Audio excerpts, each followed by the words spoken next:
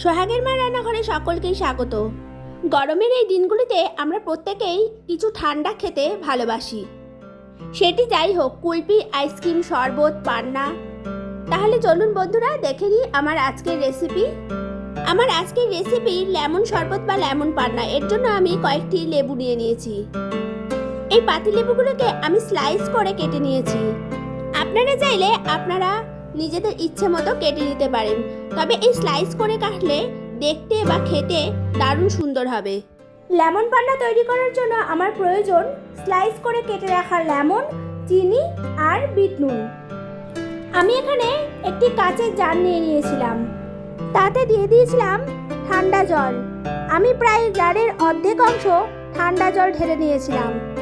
আপনারা আপনাদের প্রয়োজন মতো জল দেবেন। এই জলের মধ্যে আমি কিছুটা পাতিলেবুর রস ঢেলে দেব। লেবু দেওয়া হয়ে গেলে আমি ওই জলের মধ্যেই দিয়ে দেব 2 চামচ করে চিনি। এরপর দিয়ে দেব স্লাইস করে কেটে রাখা পাতিলেবুগুলোকে। আমি এক এক করে পাতিলেবুগুলোকে জলে দিয়ে দেব। পাতিলেবু থেকে রসটা বের করার সময় লেবুটিকে খুব ভালো করে চিপবেন না, তাতে লেবুটি তেতো হয়ে যায়। এর ফলে রসটিও তেতো হয়ে যাবে।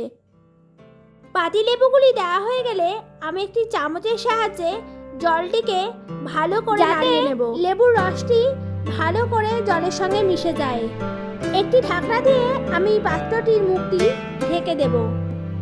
এরপর প্রায় আধ ঘন্টা আমি ওই জলটিকে ভালো করে এক জায়গায় রেখে দেব, যাতে লেবুর রস আর স্লাইস করা কেটে রাখা লেবুগুলি খুব ভালোভাবে জলের সঙ্গে মিশে যায়।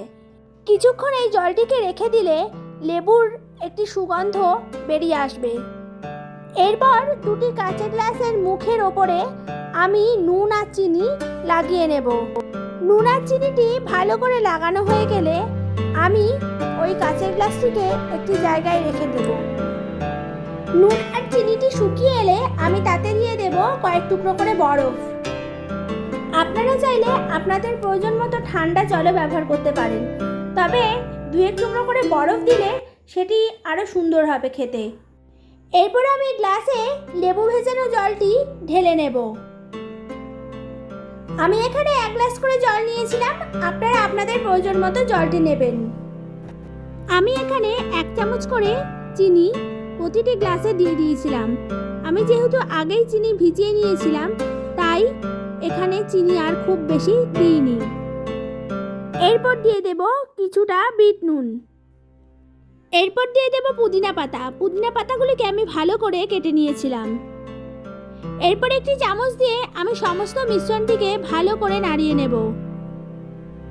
আর সবশেষে দিয়ে দেব 1 চামচ করে গ্লুকন-ডি।